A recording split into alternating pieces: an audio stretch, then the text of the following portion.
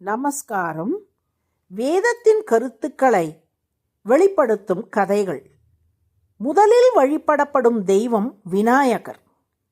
இந்த பிரபஞ்சம் முழுவதும் உச்ச சக்தியின் ஆட்சி கீழ் இயங்குகிறது. அந்த சக்தி உலக ஒழுங்கை நிலைநாட்ட 3 தெய்வங்களுக்கு பொறுப்பை அளித்தது. பிரம்மா படைப்பிற்கு, விஷ்ணு பாதுகாப்பிற்கு, சிவன் அழிவிற்கும் மறுபிறப்பிற்கும். கைலாச மலையில் சிவபெருமானும் பார்வதி தேவியும் தங்கள் 2 புதல்வர்களுடன் வாழ்ந்தனர். வீரமிகு கார்த்திகேயன் மற்றும் ஞானம் நிறைந்த இளையவன் விநாயகர். ஒரு நாள் பார்வதி தேவி நீராட சென்றபோது ஒரு மறைவான அருவியின் அருகில் விநாயகரை காவலாக நியமித்தாள். யாரையும் உள்ளே அனுமதிக்க கூடாது என்று அன்புடன் உத்தரவிட்டாள். விநாயகர் பணிவுடன் அந்த உத்தரவை ஏற்றுக்கொண்டார். சிறிது நேரத்தில் சிவபெருமானின் சேவகர்கள் வந்து பார்வதியை அழைக்க முயன்றனர். ஆனால் விநாயகர் அவர்களை தடுத்தார். வலுக்கட்டாயமும் வேண்டுதலும் எதுவும் அவரை மாற்ற முடியவில்லை.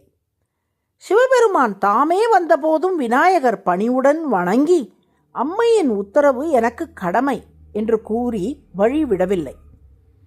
ஒரு கணநேர கோபத்தில் சிவபெருமான் இந்த பணிவை அவமதிப்பாக எண்ணி தன் மகனையே அறியாமல் சூலத்தால் தாக்கினார்.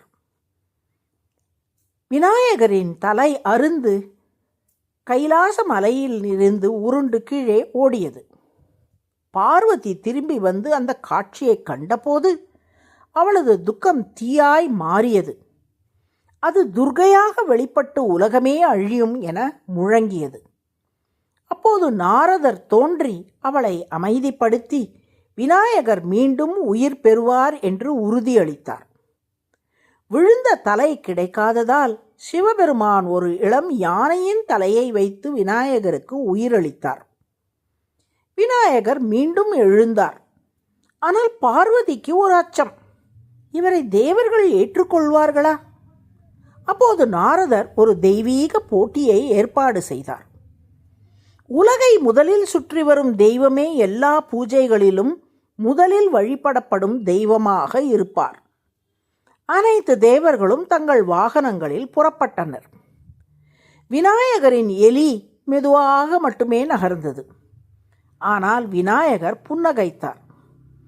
அவர் சிவபெருமானையும் பார்வதியையும் 3 முறை வலம் வந்து அமைதியாக அமர்ந்தார். தேவர்கள் திரும்பிய போது பிரம்மா விநாயகரையே வெற்றியாளன் என்று அறிவித்தார். நாரதர் விளக்கினார். ஒரு பிள்ளைக்கு பெற்றோர்களே உலகம்.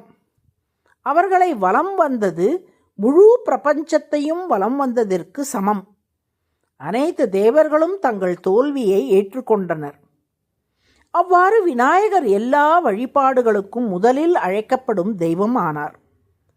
துளசிதாசர் பாடினார், விநாயகரை முதலில் நினைப்பவர் நல்ல காரியங்களில் வெற்றி பெறுவர். விநாயகர் ஞானம், பணிவு, பக்தி, புத்திசாலித்தனம் ஆகிய அனைத்திற்கும் உருவாக நிற்பவர். அம்மையின் உத்தரவுக்காக தன் தலையையே அர்ப்பணித்தவர். அப்பாவையே தன் தெய்வமாக மதித்தவர். அதர்வ வேதம் கூறுகிறது, பெற்றோர் நம் மீது திருப்தியாய் இருக்கட்டும். அவர்களின் ஆசீர்வாதமே நம் வாழ்வின் ஒளி.